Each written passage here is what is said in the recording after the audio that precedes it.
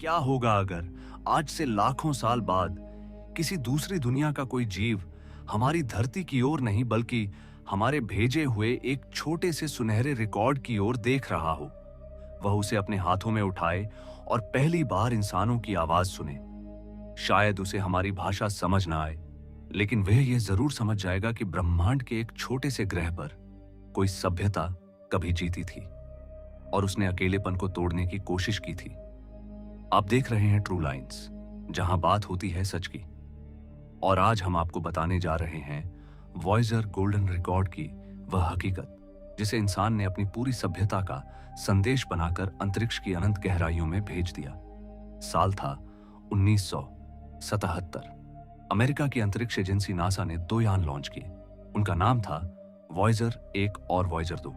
इनका मुख्य उद्देश्य था हमारे सौरमंडल के बाहरी ग्रहों का अध्ययन करना। लेकिन वैज्ञानिक जानते थे कि मिशन पूरा होने के बाद भी ये यान रुकेंगे नहीं। ये लगातार आगे बढ़ते रहेंगे, ऐसी दिशा में जहां शायद कोई इंसान कभी नहीं पहुंच पाएगा। तभी एक सवाल उठा, अगर ये यान कभी किसी दूसरी बुद्धिमान सभ्यता तक पहुंच गए तो क्या वे जान पाएंगे कि इन्हें किसने भेजा है? यहीं से जन्म हुआ वॉयजर गोल्डन रिकॉर्ड का। यह कोई साधारण डिस्क नहीं थी। ये सोने की परत छड़ी हुई तांबे की एक रिकॉर्ड डिस्क थी, लगभग 12 इंच चौड़ी। इसे इस तरह बनाया गया कि करोड़ों साल तक भी यह सुरक्षित रह सके। लेकिन असली सवाल था, इसमें रखा क्या जाए? क्या केवल विज्ञान, क्या केवल तकनीक, या फिर इंसान होने का पूरा अर्थ?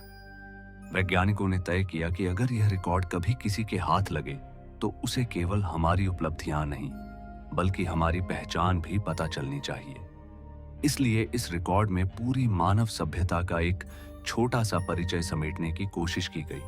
सबसे पहले इसमें पृथ्वी की आवाजें रखी गईं, बारिश की बूंदें, समुद्र की लहरें, हवा की सरसराहट, बिजली की गड़गड़ाहट, पक्षियों का संगीत, व्हेल की पुकार, दिल की धड़कन, एक नवजात शिशु का रोना। ये केवल आवाजें नहीं थीं, ये इस ग्रह के जीवित होने का प्रमाण थी। इसके बाद इसमें दुनिया की कई भाषाओं में अभिवादन रिकॉर्ड किए गए। लोगों ने अलग अलग भाषाओं में कहा, नमस्कार, शुभकामनाएं, हम शांति के साथ आए हैं। इन संदेशों में मानवता की सबसे सरल इच्छा छिपी थी। हम लड़ना नहीं चाहते, हम केवल यह बताना चाहते हैं कि हम भी इस विशाल ब्रह्मांड का एक हिस्सा हैं। इस रिकॉर्ड में संगीत भी रखा गया, दुनिया की अलग अलग संस्कृतियों का संगीत, शास्त्रीय धुनें, लोक संगीत, वाद्य यंत्रों की मधुर आवाजें। क्योंकि संगीत शायद वह भाषा है जिसे शब्दों की जरूरत नहीं पड़ती। इसके साथ ही इसमें 100 से अधिक तस्वीरें भी रखी गईं। धरती के पहाड़, नदियां, समुद्र, पेड़, जानवर, मनुष्य, बच्चे, परिवार, खेती, शहर, विज्ञान, गणित, डीएनए की संरचना, मानव शरीर और हमारी रोजमर्रा की जिंदगी। इन तस्वीरों का उद्देश्य था, अगर कोई हमारी भाषा न समझे तब भी वह हमारी दुनिया को देख सके। लेकिन सबसे रोचक बात अभी बाकी थी।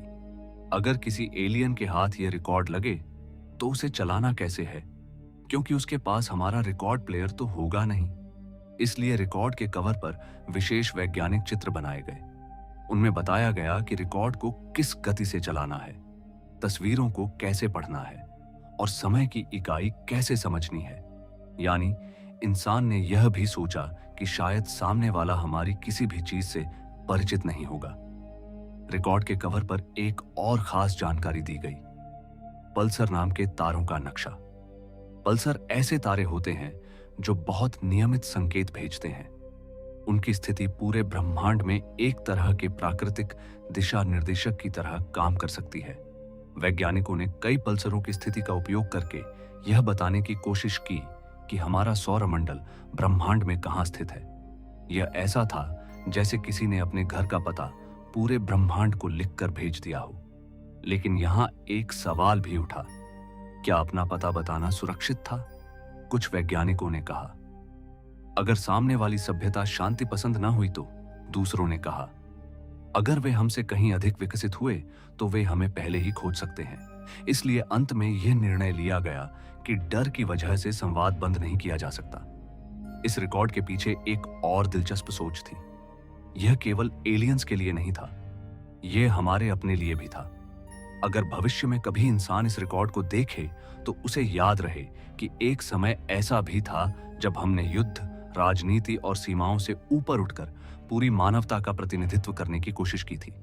इस मिशन से जुड़े प्रसिद्ध वैज्ञानिक कार्ल सेगन का मानना था कि यह रिकॉर्ड हमारी सभ्यता का एक समय कैप्सूल है, एक ऐसा संदेश जो कहता है, हम यहां थे, हमने जीवन जिया, हमने सवाल पूछे, हमने संगीत बनाया, हमने प्रेम किया और हमने उम्मीद की कि शायद ब्रह्मांड में हम अकेले नहीं हैं। आज वॉयेजर 1 और वॉयेजर 2 दोनों हमारे सौर मंडल से बहुत दूर निकल चुके हैं। वॉयेजर 1 तो अंतरतारकीय अंतरिक्ष में प्रवेश कर चुका है और लगातार आगे बढ़ रहा है। हर सेकंड वह हमसे और दूर जा रहा है, लेकिन उसके साथ वह छोटा सा गोल्डन रिकॉर्ड भी यात्रा कर रहा है। शायद लाखों साल तक, शायद करोड़ों साल तक, हो सकता है उसे कभी कोई न पाए, हो सकता है वह हमेशा अंतरिक्ष में भटकता रहे, और यह भी हो सकता है कि किसी दिन किसी दूर की सभ्यता के हाथ वह पहुंच जाए। उस दिन वे इंसानों को कभी देख नहीं पाएंगे, लेकिन वे हमारी आवाज सुनेंगे, हमारा संगीत सुनेंगे, हमारी दुनिया को देखेंगे और शायद पहली बार समझेंगे कि इस विशाल ब्रह्मांड में एक छोटा सा नीला ग्रह भी था जहां रहने वाले लोग पूर्ण नहीं थे। उन्होंने गलतियां भी की, उन्होंने युद्ध भी देखे, उन्होंने दुख भी झेले, लेकिन इन सब के बीच उन्होंने एक सुनहरा रिकॉर्ड बनाया जिसमें न हथियार थे, न धमकियां, सिर्फ एक संदेश था। अगर आप हमें सुन पा रहे हैं तो जान लीजिए, हमने दोस्ती की उम्मीद कभी नहीं छोड़ी।